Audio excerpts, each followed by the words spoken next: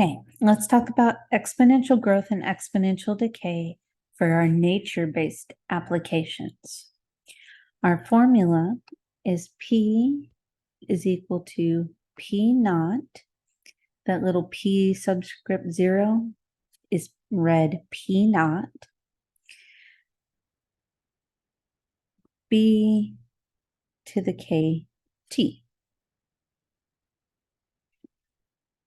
where P is your future population. P naught is the initial population. That's why we have that subscript 0. Tells you that it's the original. We're starting at 0. B is our base rate of change. K is going to be our increase or decrease rate. Okay. And keep in mind that K is going to be negative in decay problems. And as always, T is time. So let's talk about a bacteria culture. It starts with 940 bacteria and grows at a rate proportional to its size. After 6 hours, there will be 5,640 bacteria. And part A wants us to write the continuous growth function, P of T equal to P naught e to the KT. And so if we're labeling our variables, we have P of T, we have P naught. Our base here is E, and then we have K and T. Okay. We want a continuous growth function that models the population over time, which means when we're done writing this, we're going to want P of T and T to be our variables. A bacteria culture starts with 940 bacteria, which is our P naught, 940. So now we're at P of T is equal to 940 e to the KT. And we know we want to wind up with P of T and T at the end, but they didn't give us a K. However, they did tell us that after 6 hours, there are going to be 5,640 bacteria. We are going to use those values to find our value of K.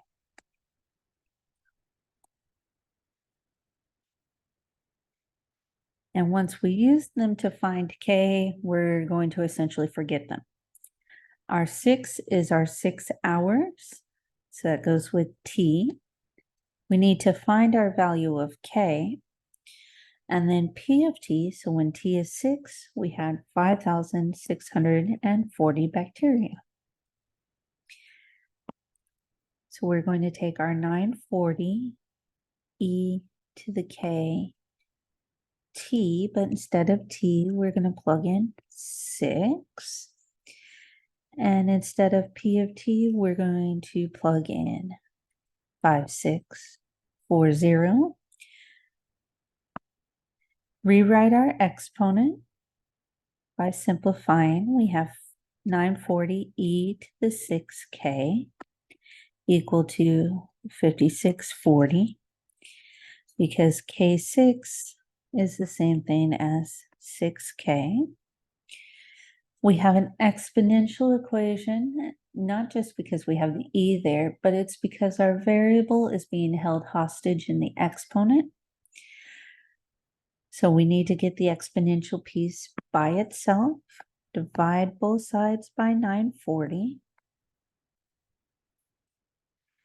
And we're left with e to the 6k equal to, using our calculators, 5640 divided by 940 gets us 6. So we lucked out. If you were going to get a decimal, You would convert it back to a fraction because you don't want to round too early. But here we get a nice whole number, which is quite surprising. Okay. From here, we need to get our exponent down, which means we need to use a log. Remember that we have common log, which is log base 10, and we have natural log, which is log base e, but we do not write Log. There is no Log in college algebra. We write natural log, ln. But since our base is e, that tells us that we want to use natural log. We're going to take natural log of both sides. So natural log of e to the 6k equal to the natural log of 6.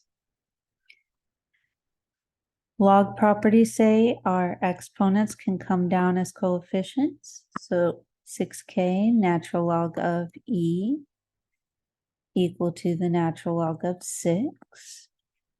Remember that the natural log of e is going to be 1 because whenever our base on our log and the argument are the same, they essentially cancel each other out, which means that we are now at 6k is equal to the natural log of 6. Divide both sides by that 6, and no, the 6's will not cancel. And we find out that our exact value is k is equal to the natural log of 6 over 6. When we do values of k, so our rate of increase or rate of decay, you will want to go to at least 5 decimal places. So we're going to do the natural log of 6 divided by 6. And I'm getting 0.2986265, and it still keeps going on after that. So if we're rounding to 5 decimal places, this 6 is going to round up the 2. We find out that k is equal to 0.29863. Which means that our function, I know you're like, man, does this ever end? Yeah, we're almost done with part A. So here, instead of P of t equal to 940 e to the kt, we just found out what k was. So we're going to have P of t is equal to 940 e, and our k value was 0.29863, and we still have our t. And that is our equation that we get to use moving forward.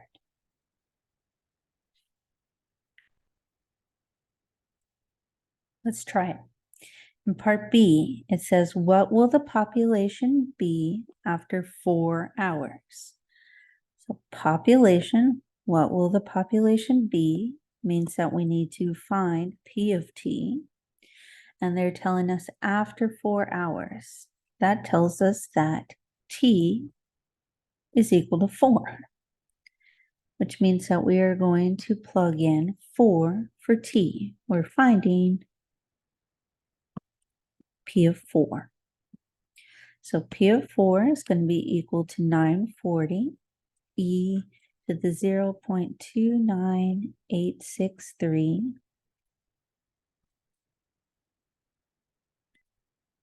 times 4. You could plug this in exactly as you see it into your calculator. But if you want to do just the exponent first, when you multiply the 0.29863 times 4, you wind up getting 1.19452. In this next part, I highly suggest plugging it into your calculator all at once. That way you don't have to worry about any rounding or trying to retype it in like I know some of you prefer to do. Because when we type it back in, we're increasing our chances of an error. So let's go ahead and plug this in exactly as you see it written.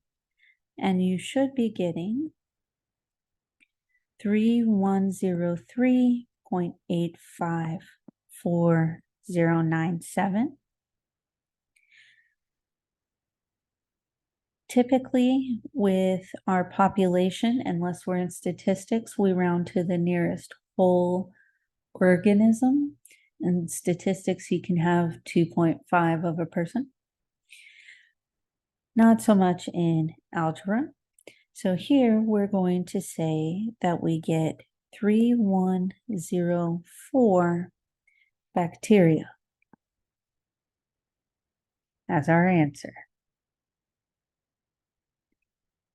The ordered pair we just found was 4, 3104.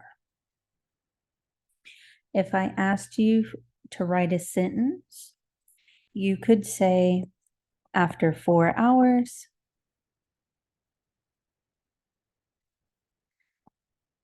there are 3,104 bacteria, or something along those lines. It doesn't have to be exactly like mine, but you do have to say something about 4 hours and about the 3,104 bacteria. Last one. How long will it take the population to reach 1710? So how long? They're wanting us to find T.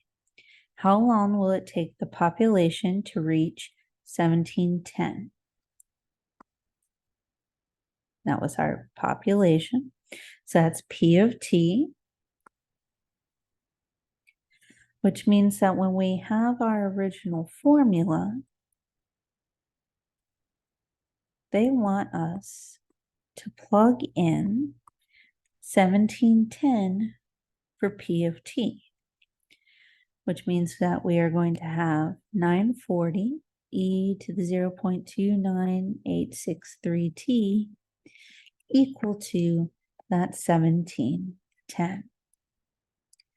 We have an exponential equation because our variable is in the exponent. Remember, e is not an exponent. It is a rational constant or an irrational number, just like pi, which everyone remembers is 3.14. E is 2.71, so forth and so on. So we need to get this exponential piece by itself. So divide both sides by 940. Left-hand side, it stays the same, except without the 940. Right-hand side, taking the 1710, divided by the 940. This time you do get a decimal that doesn't stop, it doesn't terminate, like 1.5 is a terminating decimal. Here we get 1.819148936, so forth and so on. Convert it back to a fraction, 171 all over 94, which is kind of a bummer, but it's still better than writing out all those numbers in the decimal. Here we have base E, and again, our variable is held hostage in the exponent, so we need to take a log of both sides. You could use log, the common log, base 10, but that will not do the trick that simplifies when we use the natural log. So let's take the natural log of both sides of the equation.